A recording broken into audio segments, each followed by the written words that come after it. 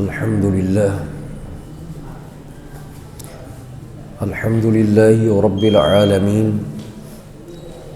والعاقبة للمتقين والصلاة والسلام على رسوله الكريم أما بعد فأعوذ بالله من الشيطان الرجيم بسم الله الرحمن الرحيم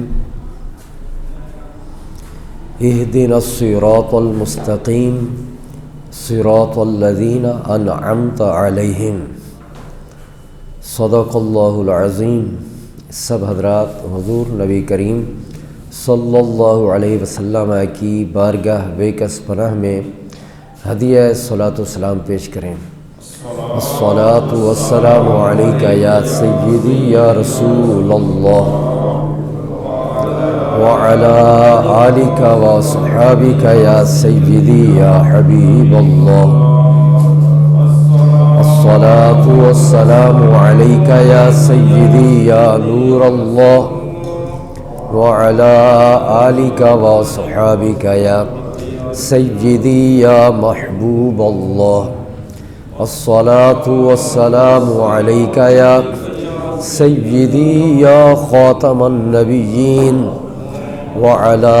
آلك وصحابك يا سيدي يا شفيع المذنبين۔ حضرات گرامی، میں نے یہ چھٹی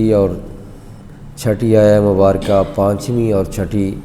جو تلاوت کی ہے، اللہ رب العزت اس میں بندوں کو یہ تعلیم دیتا ہے کہ وہ یہ دعا مانگیں کہ مولا تو ہمیں صراط مستقیم پر چلا،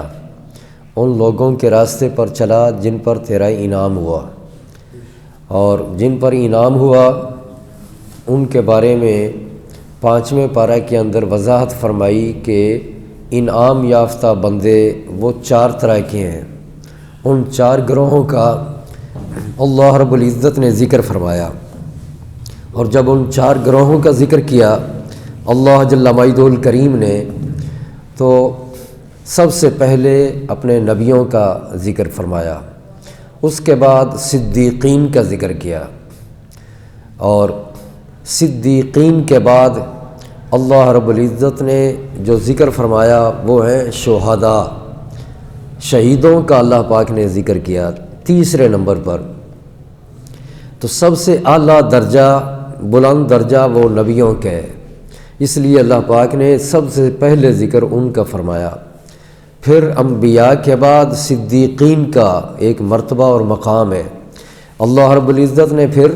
اسے ذکر کیا، اور سیدنا صدیق اکبر رضی اللہ تعالیٰ عنہ، ان کے حوالے سے سب جانتے ہیں کہ ان کو صدیق اکبر کہتے ہیں، اور آپ پہلے خلیفہ ہیں نبی پاک صلی اللہ علیہ وسلم کے، تو پہلے خلیفہ ہونے کا ثبوت وہ اس آیت کے ذریعے بھی دیا جاتا ہے۔ ایک دلیل یہ بھی پیش کی جاتی ہے کہ اللہ رب العزت نے پانچویں پارہ کے اندر نبیین کے ذکر کے فوراً بعد ذکر فرمایا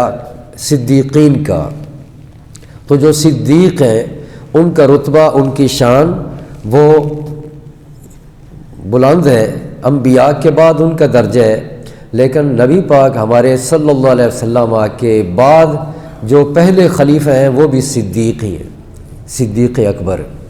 اور صدیقین کا ذکر کرنے کے بعد اللہ رب العزت نے شہداء کا ذکر کیا۔ جب آپ شہداء کے بارے میں جانیں گے تو پھر اندازہ ہوگا کہ شہداء تو تیسرے نمبر پہ آ رہے ہیں، صدیقین کا کتنا اونچا مقام ہے اور پھر انبیاء کا کتنا اونچا مقام ہے۔ ویسے جیسے میں نے پہلے ذکر کیا کہ انبیاء جو ہوتے ہیں وہ صدیق بھی ہوتے ہیں، اسی طرح یہاں پر بھی کہ الشہداء جو ہیں ان میں انبیاء بھی شامل ہیں اور صدیقین بھی شامل ہیں، اور درجہ ان کا اپنا الگ بھی ہے کہ نبوت بھی ہے یا صدیقیت ہے، لیکن یہ شہادت کا درجہ اور یہ مقام ان کو بھی نصیب ہے۔ اب دیکھنا یہ ہے کہ شہید کس کو کہتے ہیں۔ یہاں پہ ذکر ہوا ہے شہداء کا، اور لفظ شہداء جو ہے یہ یا تو شہید کی جمع ہے یا شاہد کی جمع ہے۔ شہید اور شاہد یہ قریب قریب لفظ ہیں، اور یہ شہود اور شہادت سے ان کو بنایا گیا ہے۔ یہ لفظ بنایا گیا شہود سے یا شہادت سے۔ اب یہ شہود کس کو کہتے ہیں، شہادت کس کو کہتے ہیں؟ امام راغب اصفہانی وہ اس کا معنی یوں بیان فرماتے ہیں: الشہود والشہادات الحضور مع المشاہدات اما بالبصر او بالبصیرۃ، کہ شہود اور مشاہدہ اس کا معنی یہ ہے کہ حاضر ہونا، اور ساتھ ہی یہ بھی معنی کہ بصر یا بصیرت کے ساتھ مشاہدہ کرتے ہوئے ناظر ہونا۔ حاضر ناظر ہونا وہ اس کا معنی بنتے ہیں۔ حاضر ہونا بھی، موجود ہونا بھی اس کا معنی بن جاتا ہے، اور اس کا معنی ناظر ہونا بھی، دیکھنے والا ہونا، یہ بھی اس کا معنی وہ بن جاتا ہے۔ اب شہید کا لفظی معنی جو ہے وہ ہے حاضر، یا اس کا معنی ہے گواہ۔ لغوی طور پہ لفظی اس کا معنی وہ تو بنتا ہے یہ، جس کی جمع یہ شہداء ہے، جو اللہ رب العزت نے تیسرے گروہ کا ذکر کیا، النبیین، الصدیقین اور پھر الشہداء۔ تو یہ حاضر اس کا معنی ہے، اور اس کا معنی گواہ کا بھی آتا ہے، مگر عرف میں جو کہ عام طور پہ جانا جاتا ہے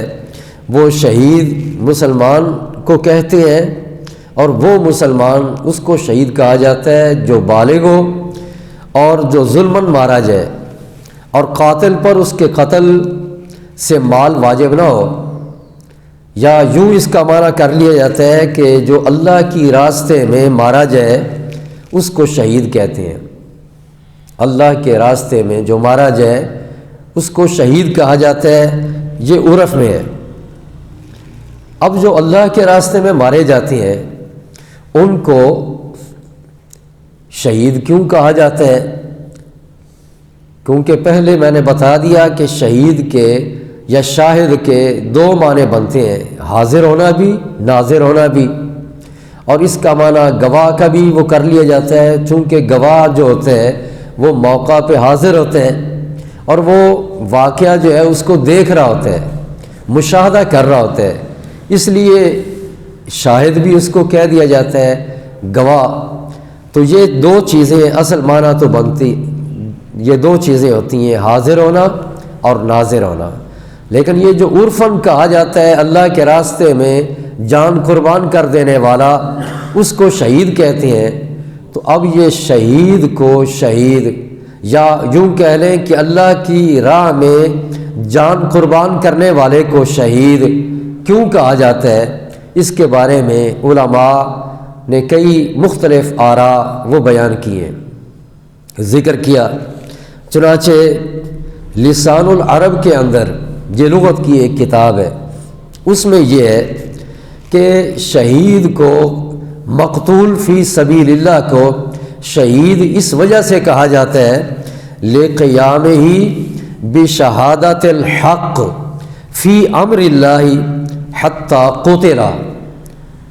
اس کو شہید اس لیے کہا جاتا ہے کہ اس نے اللہ کے حکم میں قائم ہو کر حق کی ایسی شہادت دی ہے کہ اس نے اپنی جان بھی دے دی،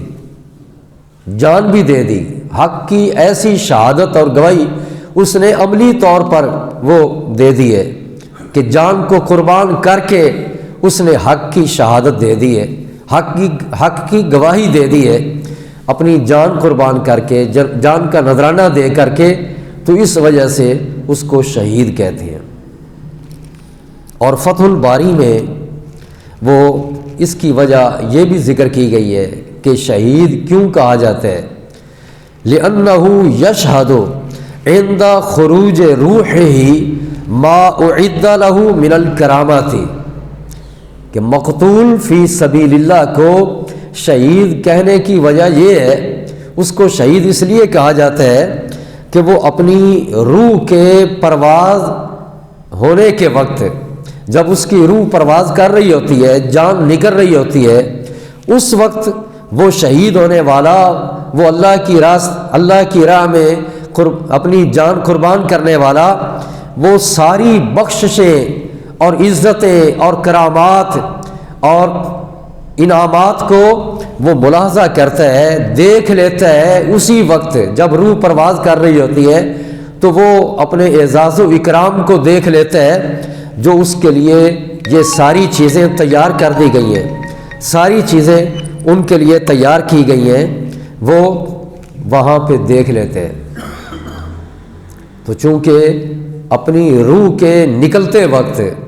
وہ آگے کی جہان کی جو چیزیں اس کے لیے تیار کر دی گئی ہیں وہ ان کو دیکھ لیتا ہے، اس بنا پہ اس کو شہید کہتے ہیں، کیونکہ ایک اس کا معنی دیکھنے کا بھی ہے نا، تو یہ دیکھ لیتا ہے اپنے مقام کو کہ جنت میں کیا مقام ہوگا، اور آگے اخروی اعتبار سے اسے اجر کیا ملے گا، ثواب کیا ہوگا، اس کو اللہ پاک کیا کیا اجر و ثواب عطا کرے گا،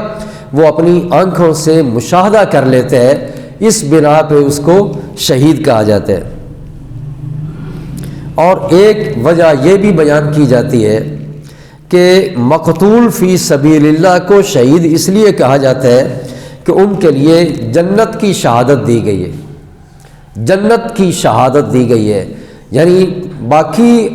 الگ الگ بھی چیزیں بیان کی گئی ہیں، جو نماز پڑھے گا اس کے لیے بھی بشارت ہے جنت کی، اوروں کے لیے بھی، حتیٰ کہ اللہ رب العزت قرآن مجید میں یہ فرماتا ہے پہلے پارہ کے اندر ہی،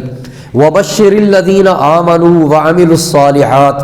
أَنَّ لَهُمْ جَنَّاتٍ تَجْرِي مِن تَحْتِهَا الْأَنْهَارُ، کہ اے پیارے محبوب خوشخبری دے دیں ان کو جو ایمان لائے، جنہوں نے نیکیاں کی، ان کے لیے جنتیں ہیں، ہے تو سب ایمان والوں کے لیے، لیکن خصوصی طور پر جو اللہ کی راہ میں جان قربان کرتا ہے اس کے لیے خصوصی طور پر جنت کی بشارت دی گئی ہے، اور جنت کی شہادت دی گئی ہے، گواہی دی گئی ہے کہ وہ جنتی ہے، تو اس بنا پہ اس کو شہید کہہ دیا جاتا ہے۔ اور چوتھی ایک وجہ یہ بھی بیان کی جاتی ہے، علماء نے بیان کی ہے کہ ان کو مقتول فی سبیل اللہ کو شہید اس لیے کہا جاتا ہے کہ اللہ کے رحمت والے فرشتے وہ ان کے پاس حاضر ہو جاتے ہیں، جو ہی ان کا انتقال ہوتا ہے، ان کی روح وہ قبض ہوتی ہے اور ان کی روح نکلتی ہے، تو رحمت والے فرشتے وہ ان کے پاس حاضر ہوتے ہیں، موجود ہوتے ہیں، تو ان کی حاضری کی وجہ سے، چونکہ حاضر والا معنی پایا جاتا ہے ان کی روح کے نکلتے وقت، اس بنا پہ ان کو شہید کہتے ہیں۔ اور ایک وجہ علماء نے یہ بھی بیان کی ہے کہ مرنے کے فوراً بعد شہید کی روح جو ہے وہ جنت میں حاضر ہو جاتی ہے، باقیوں عام مسلمانوں کی روحیں جب جسم سے نکلتی ہیں تو وہ فوری طور پہ وہاں جنت میں نہیں پہنچتی، اور ایسی قبر کے اندر جب جاتی ہیں تو قبر کے اندر کچھ دیر کے بعد جب حساب کتاب بھی ہو جاتا ہے، جب اس میں پہلا سوال یہ ہوتا ہے کہ تیرا رب کون ہے، پھر سوال ہوتا ہے تیرا دین کیا ہے، پھر نبی پاک صلی اللہ علیہ وسلم کے بارے سوال ہوتا ہے، ان کے بارے میں تو کیا کہا کرتا تھا، اس کے بعد اگر جواب درست ہوتا ہے، ایمان والا جو ہے وہ نبی پاک سے محبت رکھنے والا ہوتا ہے، پھر اس کے لیے وہاں قبر کو کھلا بھی کیا جاتا ہے، وسیع بھی کیا جاتا ہے، اور قبر کے اندر نور بھی پیدا ہوتا ہے، روشنی ہو جاتی ہے، تاریکی ختم ہو جاتی ہے، اور اس کی قبر کے اندر یہ بھی ہوتا ہے کہ ایک کھڑکی کھول دی جاتی ہے۔ کون سی کھڑکی؟ جنت کی کھڑکی، جہاں سے ہوائیں آتی ہیں، خوشبوئیں آتی ہیں، تو وہ کچھ دیر کے بعد جا کے وہ نظارے جنت کے اور وہاں کی خوشبوئیں وہ پاتا ہے، جبکہ شہید جو ہوتا ہے وہ جب اس کی روح قبض ہوتی ہے، اس کی روح نکلتی ہے جسم سے، اسی وقت ہی وہ بندہ، اس کی روح جو ہے وہ جنت میں حاضر ہو جاتی ہے۔ جی اللہ پاک خاص شرف عطا کرتا ہے شہید کو، اس لیے اس کو شہید کہتے ہیں۔ اور چھٹی ایک وجہ یہ بھی بیان کی ہے علماء نے، وہ کہتے ہیں کہ مقتول فی سبیل اللہ کو، اللہ کے راستے میں جو جان قربان کرتا ہے اس کو شہید اس وجہ سے کہتے ہیں کہ راہ خدا میں وہ جان دے کر، اپنی جان دے کر اس بات کی وہ گواہی دیتے ہیں، وہ شہید ہونے والا اپنی جان دے کر اس بات کی گواہی دے رہا ہوتا ہے اور اس بات کی شہادت دیتا ہے کہ اس نے اللہ سے کیا ہوا وعدہ پورا کر دیے، اللہ سے جو وعدہ کیا تھا ایمان لا کر، اور وعدہ کیا تھا کہ مولا اب میں تیری ذات پہ ایمان لایا، میری باتیں بھی میرا عمل بھی وہ تیری رضا کے مطابق ہوگا، میں اپنا جسم جو ہے وہ میں نے تجھے بیچ دیے، تیرے حوالے کر دیے، اب میں اپنی مرضی نہیں کروں گا، یہ جسم تو میرا ہے لیکن مرضی تیری چلے گی۔ وہ بندہ کہ جو شہید ہوتا ہے اور اپنی جان قربان کرتا ہے رب کی بارگاہ میں، تو وہ بندہ اس بات کی گواہی دے رہا ہوتا ہے، شہادت دے رہا ہوتا ہے کہ مولا میں نے جو وعدہ کیا تھا نا وہ میں نے وعدہ پورا کر دیا ہے، کہ میں اپنی جان کا نذرانہ پیش کر دیا۔ تو اس کے یہ گواہی دینے اور شہادت دینے کی وجہ سے اس کو شہید کہا جاتا ہے۔ اللہ رب العزت فرماتا ہے 11ویں پارہ میں، ان اللہ اشتری من المؤمنین انفسہم واموالہم بان لہم الجنہ، بے شک اللہ نے ایمان والوں سے خرید لی ہے۔ کیا خرید لی ہے؟ ان کی جانوں کو بھی اور ان کے مالوں کو بھی۔ اب جانیں اور مال وہ ایمان والوں کا رہا ہی نہیں، رب نے خرید لیا ہے، اس نے لے لی ہے۔ کس کے بدلے میں؟ بِأَنَّ لَهُمُ الْجَنَّةَ، کہ ان کے لیے جنت ہے۔ سودا اللہ رب العزت نے ایمان والوں سے یہ کیا کہ ان کی جانیں اور ان کے مال لے لیے اور جنت عطا کر دی۔ اور جب کوئی ایماندار اپنا مال دے دیتے ہیں اللہ کے راستے میں تو گویا کہ اس نے بھی جنت کو پا لیا۔ ہم جب عام بیع کرتے ہیں تو اس میں یہ نہیں ہوتا کہ بیع کرنے کے بعد جو چیز بیچے وہ دینا، یا جو چیز خریدی جائے پیسے دے دیے جائیں، وہ چیز جو خریدی ہے وہ دینا بیچنے والا، خریدنے والا وہ شے اس کو حوالے کرتا ہے، بیچنے والا جس شے کو اس نے بیچا ہے وہ مشتری کے حوالے کر دیتا ہے۔ اب یہ تو معاملہ یہ رب العالمین کا ہے۔ جب اس نے اللہ جل مجدہ الکریم نے یہ وعدہ کر لیا ہے اور اللہ رب العزت نے یہ معاہدہ کر لیا کہ ایمان والے جو ہیں وہ اپنی جانیں میرے حوالے کر دیں، اپنے مال میرے حوالے کر دیں اور بدلے میں ان کو میں جنت دے دوں گا، تو پھر اللہ رب العزت ضرور جنت عطا کر دیتے ہیں۔ اور یہ جو شہید لوگ ہوتے ہیں اللہ کے راستے میں اپنی جانیں قربان کر دینے والے ہوتے ہیں، گویا کہ وہ جو اللہ پاک سے عہد ہوا تھا اور ایک بیع ہوئی تھی، پہلا ایک طرف سے کام انہوں نے کر دیے، جب ادھر سے یہ کام ہو گیا تو اللہ جل مجدہ الکریم کی طرف سے بھی فوری طور پر جنت اسی وقت دے دی جاتی ہے، اس کی روح جو ہے وہ جنت میں حاضر ہو جاتی ہے، پہنچ جاتی ہے۔ اس بنا پر ان کو شہید کہا جاتا ہے۔ اور ایک وجہ، چھٹی وجہ وہ یہ بھی بیان کی جاتی ہے کہ جو شہید ہوتے ہیں اللہ کے راستے میں جان قربان کرنے والے ہوتے ہیں، ان کا ظاہر حال جو ظاہری ان کی حالت ہوتی ہے وہ ان کے ایمان اور خاتمہ بالخیر ہونے پر شہادت دیتے ہیں۔ یہ ظاہری حالت ان کی وہ اس بات کی گواہی دیتی ہے اور ان کا یہ ظاہری حال اس بات کی شہادت دیتا ہے کہ یہ بندہ جو اپنی جان قربان کر رہا ہے اور دین کے دشمنوں کے ہاتھوں یہ مر رہا ہے اور قتل ہو رہا ہے، یہ اس کی ظاہری حالت بتا رہی ہوتی ہے اور گواہی دے رہی ہوتی ہے کہ اس کا خاتمہ اب ایمان پہ ہوا ہے، یہ ایماندار ہے اور ایمان پہ اس کا خاتمہ ہوا ہے، ایمان اور خیر کے ساتھ اس کا خاتمہ ہوا ہے۔ چونکہ شہید ہونے والا اس کی ظاہری حالت وہ شہید ہوتے وقت وہ یہ شہادت دیتی ہے، گواہی دیتی ہے کہ اس کا خاتمہ ایمان پہ ہوا ہے اور خیر کے ساتھ ہوا ہے، اس لیے اس کو شہید کہتے ہیں۔ اس میں بھی وہ گواہی والا معنی آ جاتا ہے، شہادت کا معنی پایا جاتا ہے، تو اس کو شہید کہہ دیا جاتا ہے۔ اسی طرح ساتویں وجہ وہ یہ بھی علماء نے بیان کی ہے کہ مقتول فی سبیل اللہ کو اس لیے کہا جاتا ہے شہید کہ اللہ رب العزت کی بارگاہ میں یہ حاضر کیا جاتا ہے۔ شہید جو ہوتا ہے دنیا سے چلا جاتا ہے تو اس بندے کو جو شہید ہوتا ہے، جو اپنی جان قربان کر دیتا ہے دشمن کے ہاتھوں، جس کی روح نکل جاتی ہے، وہ بندہ رب کے بارگاہ میں پیش ہوتا ہے۔ وہ شہید جس کو کہتے ہیں وہ رب کے حضور پیش ہوتا ہے۔ اللہ جل وعدہ الکریم کی بارگاہ میں جب پیش ہوتا ہے تو فرمایا جاتا ہے، پوچھا جاتا ہے کہ تو تمنا کر لے، کوئی تیری تمنا ہے تو وہ اپنی تمنا ظاہر کر تاکہ تیری تمنا پوری کر دی جائے۔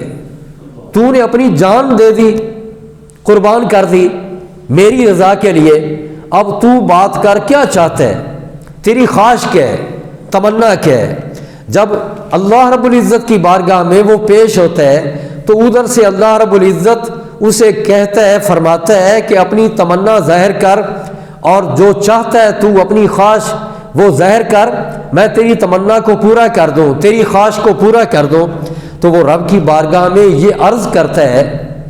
کیا عرض کرتا ہے کہ مولا دنیا میں مجھے پھر بھیج دیا جائے، مجھے دنیا میں پھر بھیج دیا جائے۔ ابھی تو وہ دنیا سے گیا تھا لیکن وہ کہتا ہے مولا مجھے دنیا میں پھر بھیج دیا جائے۔ وہ اس لیے نہیں کہے گا کہ اسے دنیا سے محبت ہے اور وہ پشیمان ہو رہا ہے کہ میں اپنی جان کو میں نے کیوں قربان کر دیا اور آگے کیوں چلا آیا، بلکہ وہ اس لیے کہے گا، وہ عرض کرے گا رب کی بارگاہ میں کہ مولا مجھے دنیا میں واپس بھیج دیا جائے، اور واپس اس لیے بھیجا جائے تاکہ پھر شہادت کی لذت میں پالوں، دوبارہ میں پھر میدان میں نکلوں اور دشمنوں کے ہاتھوں میں شہید ہو جاؤں، اور میں یہ شہادت کا جو رتبہ ہے وہ پھر مجھے نصیب ہو جائے۔ تو چونکہ وہ شہادت کی لذت پانے کی بات وہ رب کے حضور کرتا ہے، اپنی تمنا کا اظہار کر رہا ہوتا ہے، اس لیے اس کو شہید کہتے ہیں کہ رب کے حضور وہ حاضر ہوتا ہے، بارگاہ الہی میں وہ حاضر ہوتا ہے، اور حاضر ہو کر پھر اپنی اس تمنا کا اظہار کرتا ہے۔ تو اس لیے اس حاضری کی وجہ سے کہ جان جب وہ اپنی دے دیتا ہے اور اسے قتل کر دیا جاتا ہے تو رب کی بارگاہ میں اس کو پیش کیا جاتا ہے، تو اس حاضری کی وجہ سے اس کو شہید کہتے ہیں۔ اور آٹھویں وجہ علماء نے یہ بھی بیان کی ہے کہ مقتول فی سبیل اللہ کو شہید اس وجہ سے کہا جاتا ہے کہ عام مسلمان جو ہے وہ قیامت کے دن گزشتہ نبیوں کی گواہی دیں گے،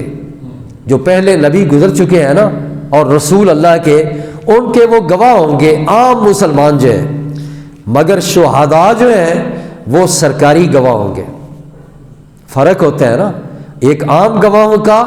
اور جو خصوصی ہوتے ہیں جن کو سرکار اور حکومت وہ اپنے طور پر ان کو بھی مان ہوتا ہے اور وہ کہتے ہیں اچھا آپ کی گواہی آپ کیا کہتے ہیں گواہی دیں،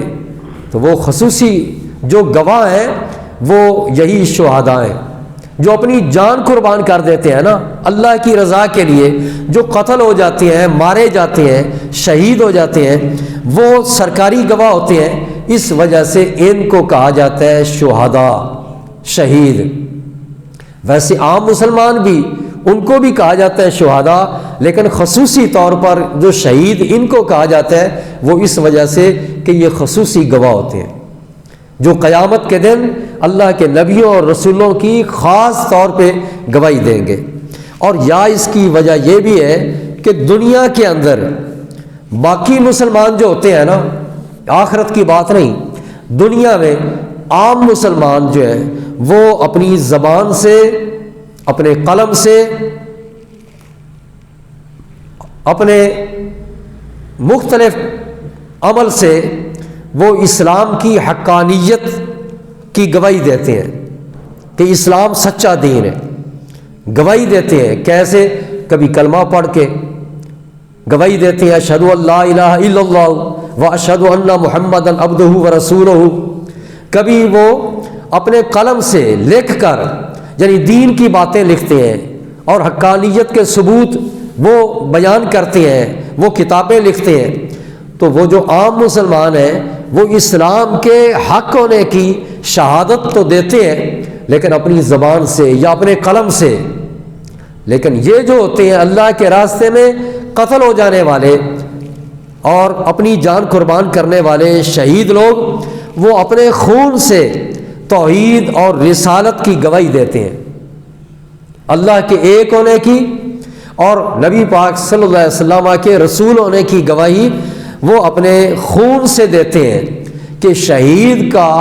جب وہ شہید ہوتا ہے نا تو اس کا جب خون نکلتا ہے تو شہید کے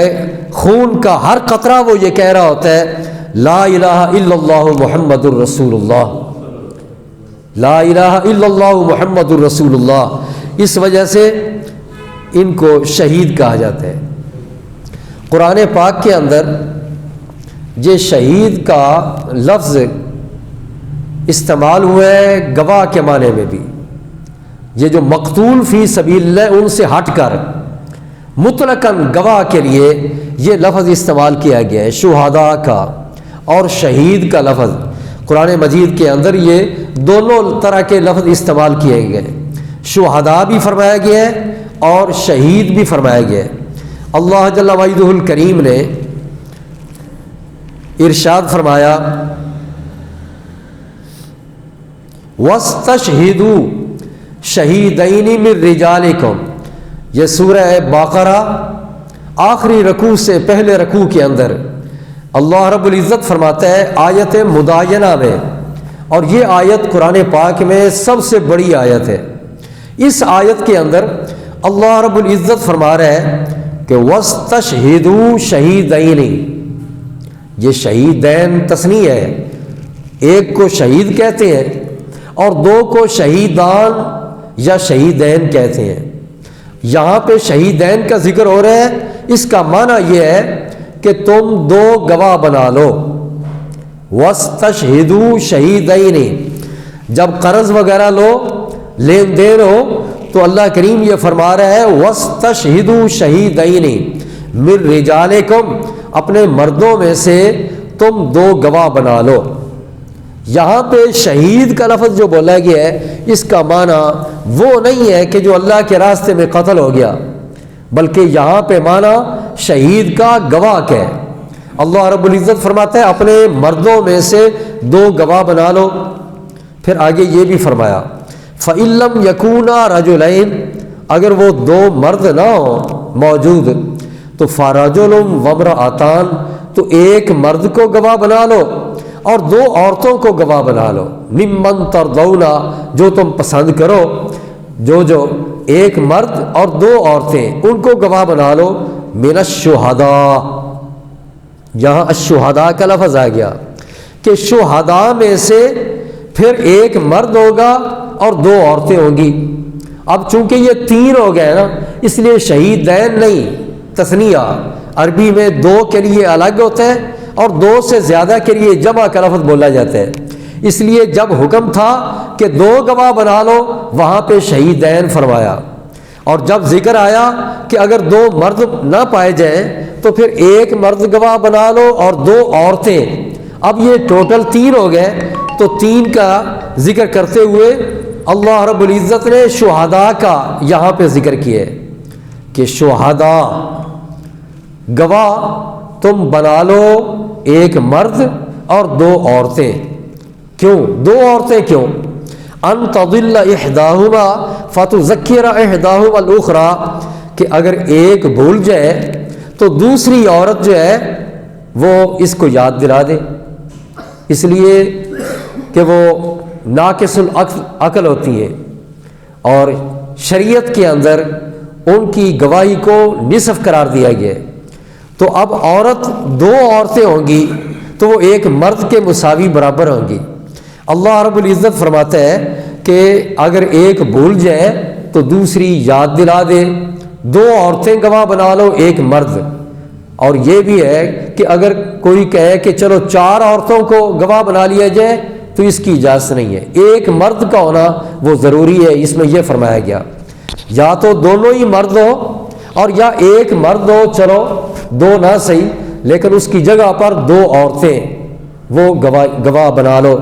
ولا یأبى الشہداء، پھر الشہداء کا لفظ آیا، اور گواہ جو ہے وہ انکار نہ کرے اذا ما دعوا، جب ان کو بلایا جائے، جب فیصلے کے لیے قاضی بلائے، وہاں ضرورت پیش آئے گی کہ یہ گواہی دیں گے تو فیصلہ اس کے مطابق ہوگا، اگر یہ وہاں جائیں گے نہیں، گواہی دیں گے نہیں، حالانکہ ان کو پتہ ہے سارے واقعہ کا، تو پھر ان کا حق مارا جائے گا۔ تو حق دلانے کے لیے کہ جس کا حق ہے اس کو مل جائے، اب گواہوں کے اوپر لازمی طور پہ وہاں جانا ہے کہ وہ جائیں قاضی کے پاس، اور جب ان کو بلایا جائے جا کے وہ گواہی دے۔ اللہ کریم فرما رہا ہے لا یأبى الشہداء اذا ما دعوا، وہ جو گواہ ہیں جب ان کو بلایا جائے تو وہ انکار نہ کرے بلکہ وہ فوری طور پہ حاضر ہو کر عدالت میں وہ بیان دے، اور بیان بھی کیسا، حق اور سچی گواہی دے، جھوٹی گواہی نہیں۔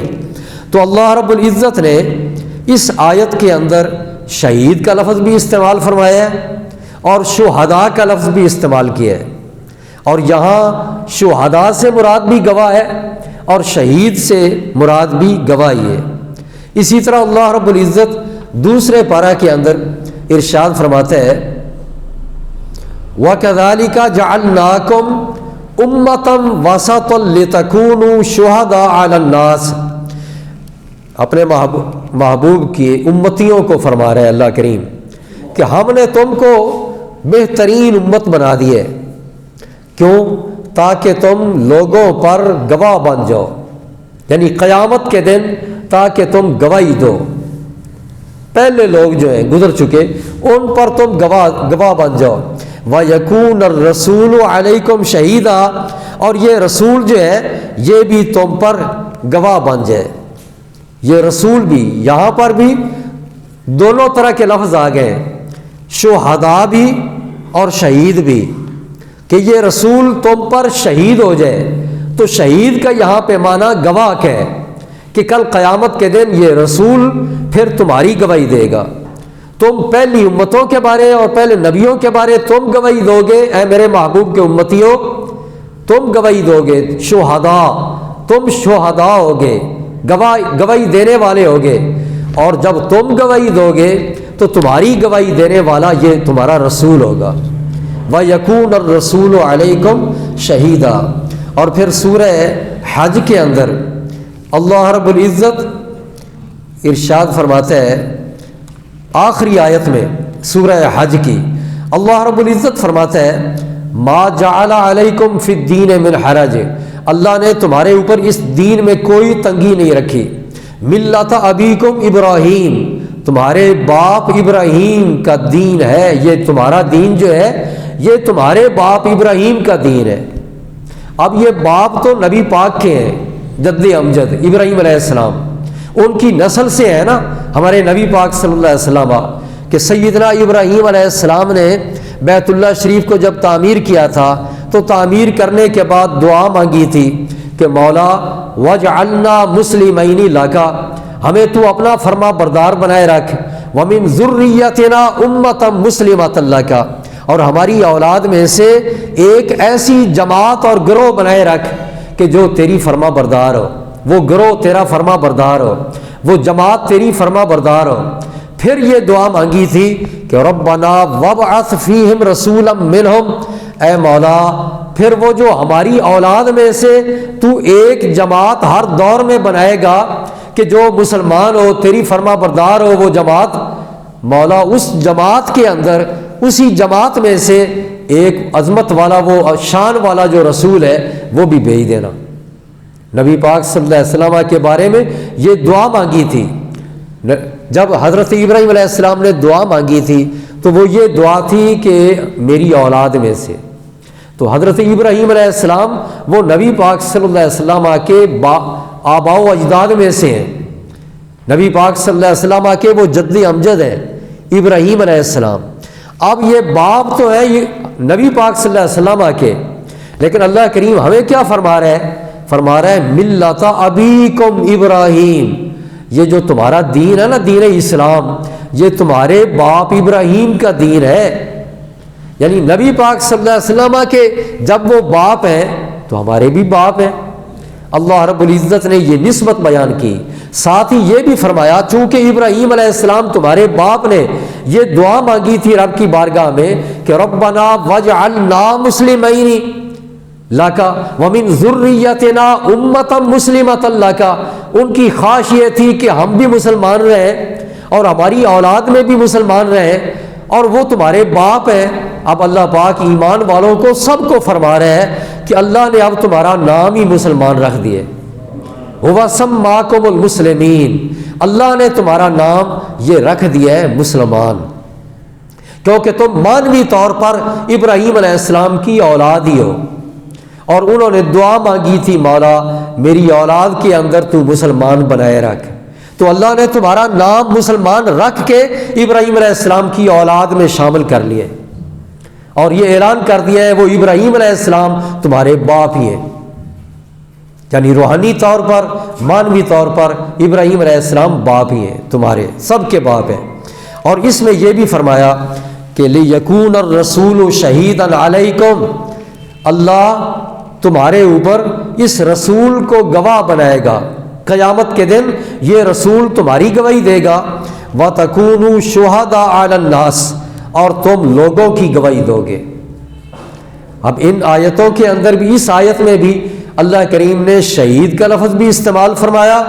اور شہداء کا لفظ بھی استعمال فرمایا۔ شہداء کا معنی بھی یہاں پہ گواہ ہے، مقتول فی سبیل اللہ جو ہے وہ معنی یہاں نہیں ہے، اور شہید کا جو لفظ استعمال ہوا ہے وہ بھی صرف گواہ کا معنی اس میں ہے، اس میں وہ معنی نہیں ہے کہ اللہ کے راستے میں تم قتل کیے جاؤ گے سارے۔ تو اللہ جل مجدہ الکریم نے پھر سورہ نساء کے اندر اللہ رب العزت نے قیامت کے دن کا ذکر کیا، اور کیسے اللہ رب العزت نے فرمایا کہ فَكَيْفَ إِذَا جِئْنَا مِنْ كُلِّ أُمَّةٍ بِشَهِيدٍ وَجِئْنَا بِكَ عَلَى هَؤُلَاءِ شَهِيدًا، وہ کیسا منظر ہوگا اے پیارے محبوب جب قیامت کے دن ہر امت سے ہم ایک ایک گواہ لائیں گے، ہر امت سے، یعنی ہر امت کا نبی اور رسول جو ہے اللہ رب العزت اس سے پوچھے گا کہ تم نے کیا میرا پیغام پہنچایا تھا؟ تو وہ اللہ کا نبی جو ہے وہ فرمائے گا کہ ہاں پہنچایا تھا۔ اللہ کریم فرمائے گا تمہاری امت نے تمہاری بات کو مانا تھا؟ تو وہ جواب دیں گے کہ مولا چند ہی تھے، باقی سب جو ہے وہ گمراہ ہو گئے تھے، انکار کیا تھا۔ جب ان سے پوچھا جائے گا وہ کہیں گے نہیں نہیں ایسی تو کوئی بات نہیں۔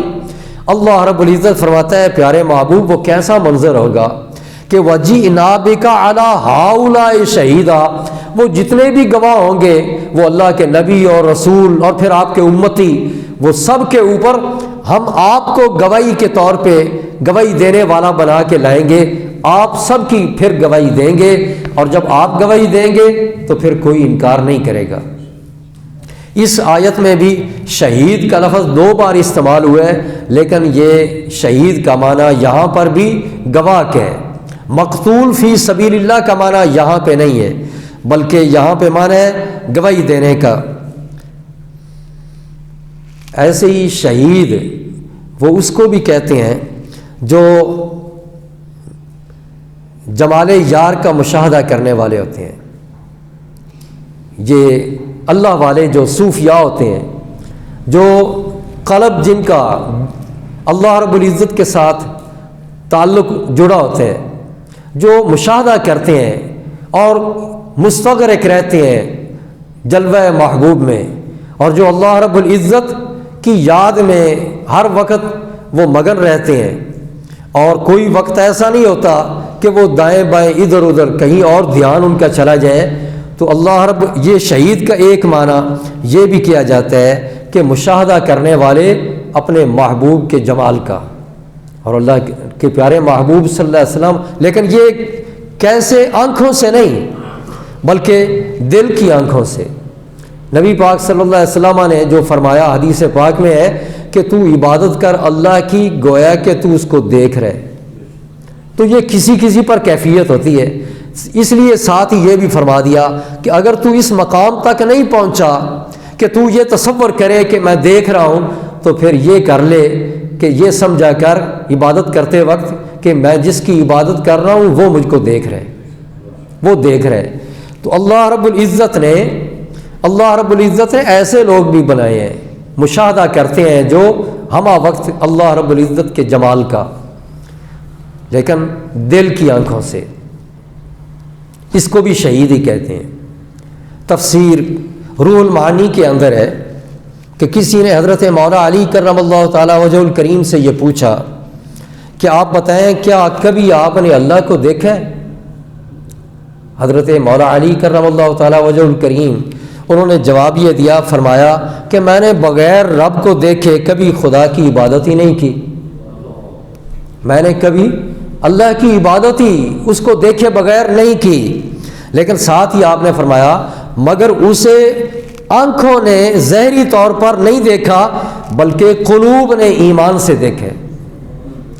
دلوں نے دل نے دیکھے، ایمان سے دیکھے. تو اس لیے یعنی بندے کے اندر حالت اور کیفیت یہ پیدا ہو جائے کہ وہ سارا کچھ ادھر سے بھول جائے اور ایک ہی ذات جس کی عبادت ہو رہی ہے اسی کے اندر وہ مستغرق رہے. اس کو کہتے ہیں کہ شہید،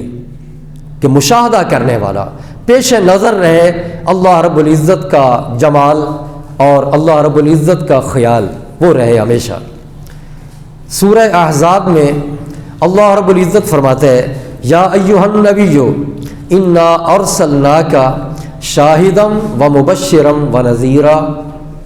اے پیارے نبی، بے شک ہم نے آپ کو بھیجے شاہد بنا کر. یہاں پر شہید کا لفظ نہیں، شاہد کا لفظ ہے نبی پاک کے لیے. اے پیارے محبوب، ہم نے آپ کو شاہد بنا کر بھیج دیے. اس دنیا میں بھیجا ہے نا، تو شاہد بنا کر بھیجا ہے کا مطلب یہ ہے کہ اس دنیا میں جلوہ گری سے پہلے، آپ کی ولادت باسعادت ہونے سے پہلے بھی آپ شاہد تھے. دنیا میں آئے، آپ کی ولادت باسعادت ہوئی، پھر بھی آپ شاہد ہیں.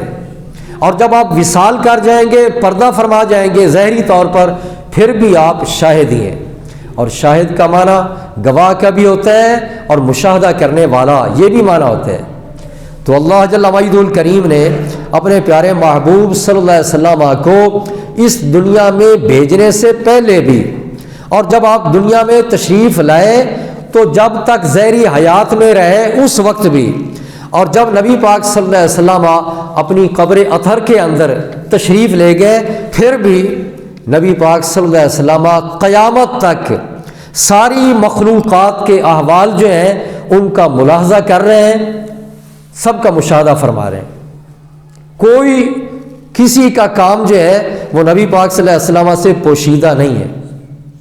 اللہ رب العزت اسی وجہ سے ہی تو قرآن مجید میں کبھی یہ فرماتا ہے الم تر کیف فعل ربک بعاد. اے پیارے محبوب، قوم عاد وہ کتنا عرصہ پہلے گزر چکی تھی. قوم عاد، فرمایا کہ حضرت ہود علیہ السلام کی قوم جو تھی عاد، جس کو اللہ پاک نے ہلاک کر دیا، تباہ کر دیا. اللہ کریم قرآن پاک میں ذکر کرتے ہوئے فرماتے ہیں اے پیارے محبوب، کیا آپ نے اس قوم کو نہیں دیکھا کہ آپ کے رب نے اس کے ساتھ بھلا کیسے کیا تھا؟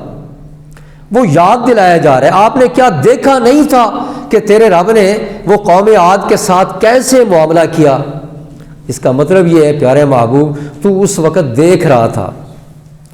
جبکہ آپ اپنے آباؤ اجداد اور اپنی امہات جدات کی پشتوں اور ریموں کے اندر تھے.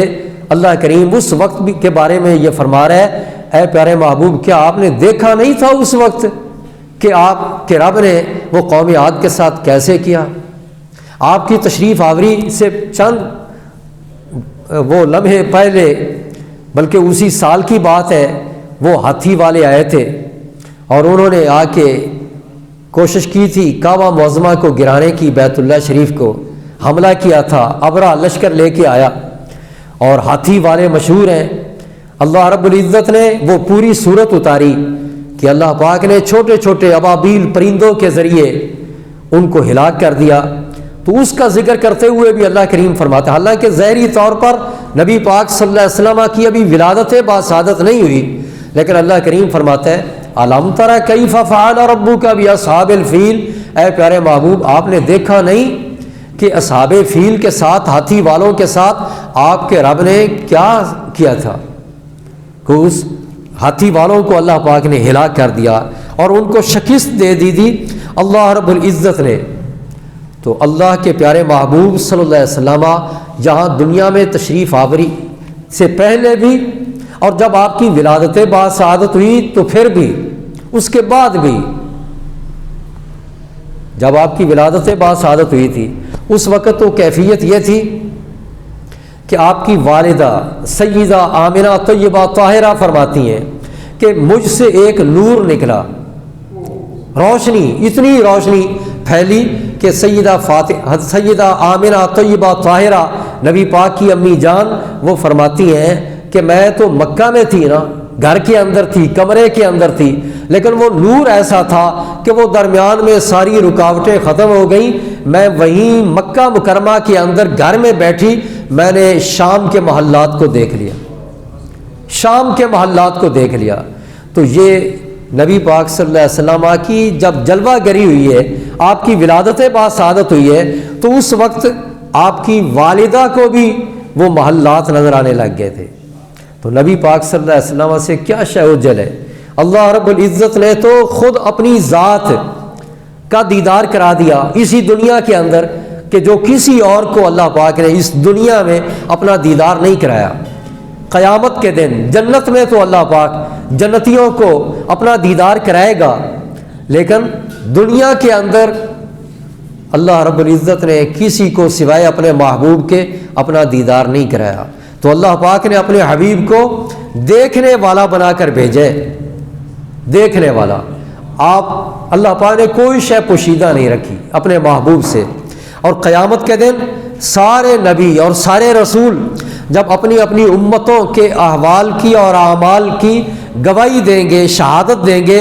اور اس شہادت کے مطابق جزا اور سزا مرتب ہوگی، تو اللہ کے پیارے محبوب ہمارے نبی پاک صلی اللہ علیہ وسلم جو سارے نبیوں کے امام ہیں، سردار ہیں، وہ پہلے نبیوں کی گواہی کے درست ہونے کی گواہی دیں گے۔ نبی پاک یہ فرمائیں گے کہ پہلے انبیاء نے جو گواہی دی ہے، شہادت دی ہے، انہوں نے بالکل ٹھیک شہادت دی ہے۔ نبی پاک صلی اللہ علیہ وسلم آپ کی عظمت کا اندازہ اس بات سے کریں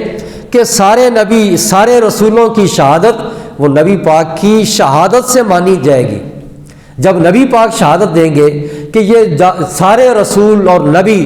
جو شہادت دے رہے ہیں، گواہی دے رہے ہیں، یہ درست ہے، تو ان کی گواہی کو مان لیا جائے گا۔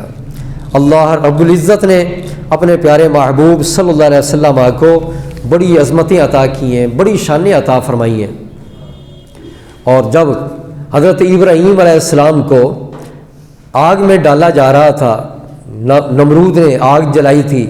اور اس کے اندر جب ابراہیم علیہ السلام گئے تھے تو اس وقت جب جا رہے تھے آگ کے اندر، تو حضرت جبریل علیہ السلام نے نبی پاک کی بارگاہ میں حاضر ہو کر ایک درخواست کی تھی حضرت ابراہیم علیہ السلام کے پاس آ کے کہ کوئی کام ہے تو مجھے بتائیں، کوئی میرے لیے کام ہو تو بتائیں۔ تو حضرت ابراہیم علیہ السلام نے جواب کیا دیا تھا کہ مجھے تیرے ساتھ کوئی حاجت نہیں۔ پھر عرض کیا حضرت جبریل علیہ السلام نے کہ رب کی بارگاہ میں کچھ عرض کرنا ہے تو بتائیں۔ تو حضرت ابراہیم علیہ السلام نے کہا کہ وہ میرا رب جانتا ہے کہ میرا حال کیا ہے، تو مجھے تیری کوئی حاجت نہیں۔ اور پھر حضرت مولا علی کرم اللہ تعالیٰ وجہ الکریم فرماتے ہیں کہ نبی پاک صلی اللہ علیہ وسلم نے یہ فرمایا کہ وہ جب ابراہیم علیہ السلام کے پاس حضرت جبریل علیہ السلام آئے تھے تو اس وقت میں دیکھ رہا تھا، اور مجھے پتہ ہے کہ جبریل نے کیا کہا تھا اور میرے جد امجد ابراہیم علیہ السلام نے کیا کہا تھا۔ اور نبی پاک فرماتے ہیں کہ جب شب معراج میں گیا تو جب حضرت جبریل علیہ السلام رک گئے تھے سدرۃ المنتہا پہ، تو میں نے یہ کہا تھا بدلہ لیتے ہوئے چونکہ جبریل نے میرے جد امجد سے یہ بات کہی تھی کوئی کام ہو تو بتائیں، تو میں نے اس کے بدلے میں کہا تھا جبریل کو کہ اے جبریل میں آگے جا رہا ہوں، تو یہاں رک رہا ہے، کوئی تجھے کام ہو تو بتائیں۔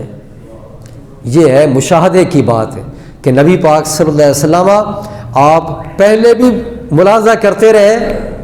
اپنے ولادت سے پہلے بھی اور ولادت کے بعد بھی، اور اب قبر اطہر کے اندر بھی نبی پاک صلی اللہ علیہ وسلم اپنے ہر امتی سے باخبر ہیں، جو جہاں بھی ہے۔ ہم پاکستان میں ہیں، اس مسجد میں ہم بیٹھے ہیں، تو ہمارا ایمان وہ یہ کہتا ہے، ہمارا عقیدہ یہ ہے کہ نبی پاک صلی اللہ علیہ وسلم آپ جانتے ہیں، آپ کے علم میں ہے یہ ساری۔ جب بھی کوئی آپ کا امتی درود پاک پیش کرے اور جہاں سے بھی پیش کرے، اللہ کے محبوب اپنے عاشقوں کے درود وہ خود سنتے ہیں۔ جو عشق والے ہوتے ہیں نا، محبت سے درود بھیجنے والے، نبی پاک صلی اللہ علیہ وسلم ان کے درود خود سنتے ہیں۔ یہ کرم فرما۔ اور محفلیں جو ہوتی ہیں، اب تو محفلوں کا رنگ بھی عجیب سا ہو گیا ہے، تو جو صحیح محفلیں ہوتی ہیں، شرعی آداب جس میں ان کا خیال کیا جاتا ہے، پابندی کی جاتی ہے، وہاں نبی پاک صلی اللہ علیہ وسلم کئی دفعہ وہ کرم بھی فرماتے ہیں، اور ایسی محفل میں خود بھی تشریف لے آتے ہیں، اور ہر ایک کو نظر نہیں آتے، دیکھنے والوں کو دکھائی بھی دے دیتے ہیں۔ تو یہ اللہ رب العزت نے شانیں عطا کی ہیں ہمارے نبی پاک صلی اللہ علیہ وسلم کو، کہ اللہ رب العزت نے اس دنیا میں بھی ان کو عظمتیں عطا کی، اور اخروی اعتبار سے بھی اللہ پاک نے ان کو بڑی شانیں عطا کی ہیں۔ تو یہ میں نے آج جو گفتگو کی ہے وہ شہداء کے حوالے سے ہے۔ انشاءاللہ اگلے درس قرآن میں جو میں نے ذکر کرنا ہے وہ یہ ہوگا کہ شہید اور نبی یہ دونوں قریب ہی معنوی طور پہ پائے جاتے ہیں، کئی مماثلت پائی جاتی ہے ان میں، قریب ہی چیزیں کئی پائی جاتی ہیں۔ اور دوسری بات یہ کہ جو شہداء ہوتے ہیں وہ اللہ کریم قرآن مجید میں فرماتا ہے کہ وہ زندہ ہیں، جو اللہ کے راستے میں مارے جاتے ہیں وہ زندہ ہیں۔ دوسرے پارہ میں اللہ کریم نے یہ فرما دیا کہ لا تقولوا لمن یقتل فی سبیل اللہ امواتا، کہ تم ان لوگوں کو نہ کہو جو اللہ کے راستے میں مارے جاتے ہیں، کیا نہ کہو؟ مردے۔ لا تقولوا لمن یقتل فی سبیل اللہ اموات، یہ نہ کہو، بل احیاء ولکن لا تشعرون، بلکہ وہ زندہ ہیں تم شعور نہیں رکھتے۔ اور اللہ رب العزت چوتھے پارہ کے اندر یہ فرماتا ہے کہ لا تحسبن الذین قتلوا فی سبیل اللہ امواتا، کہ تم ان لوگوں کو جو اللہ کے راستے میں شہید کر دیے جاتے ہیں، قتل کر دیے جاتے ہیں، ان کو یہ سمجھو بھی نہ کہ وہ مردے ہیں، یہ تصور بھی نہ کرو کہ وہ مردے ہیں، بل احیاء عند ربہم یرزقون، وہ اپنے رب کے ہاں ان کو رزق بھی دیا جاتا ہے اور وہ زندہ ہیں، اور وہ خوش بھی ہوتے ہیں جو رب نے ان کو دیے۔ تو یہ آیتیں دلالت کرتی ہیں ان کے زندہ ہونے پر۔ ظاہری طور پر وہ ہمارے سامنے نہیں، شہید ہو گئے، ان کا خون بھی نکلا، لیکن اللہ کریم فرماتا ہے وہ زندہ ہیں، تو ماننا پڑے گا ان کی حیات کو بھی، وصال کے بعد بھی ان کی حیات کو ماننا پڑے گا۔ جب شہداء کی حیات کو ماننا پڑے گا قرآن کی ان آیتوں کی وجہ سے، تو پھر جو صدیقین ہیں ان کا درجہ اس سے بھی اوپر ہے، اور جو انبیاء ہیں ان کا درجہ ان سے بھی اوپر ہے، ان کی حیات کو بھی ماننا پڑے گا۔ تو انشاءاللہ اگلے درس قرآن میں اس کا ذکر کیا جائے گا کہ بلکہ نبی پاک صلی اللہ علیہ وسلم کی حیات جو ہے وہ تو ہر باقی جتنے بھی وصال کر جانے والوں کے بعد جس کی بھی حیات ہے ان سب کی حیات سے ارفع و اعلیٰ